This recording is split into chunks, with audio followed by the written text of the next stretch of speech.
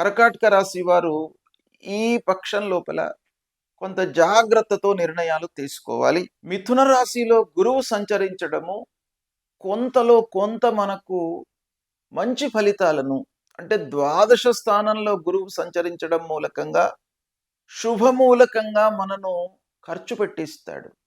అంటే మంచి పనులు జరిగే అవకాశాలు ఉన్నాయి గురువు మూలకంగా. అదొక్కటే మనను సంతోషంగా ఉంచేటువంటి సంచారము. అనవసరమైనటువంటి పనులు మనకు అప్పజెప్పడము జరుగుతుంది వర్క్ ప్లేస్‌లో. కాబట్టి హైఅప్స్‌తో గానివ్వండి, తోటి వారితో గానివ్వండి, క్లయింట్స్‌తో గానివ్వండి, మీరు జాగ్రత్తగా ఉండాలి.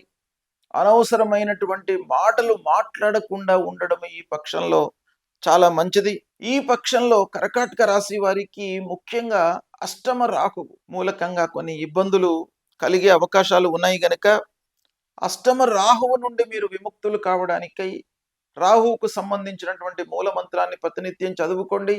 దుర్గామాతను సేవించండి. మీకు సత్ఫలితాలు కలుగుతాయి.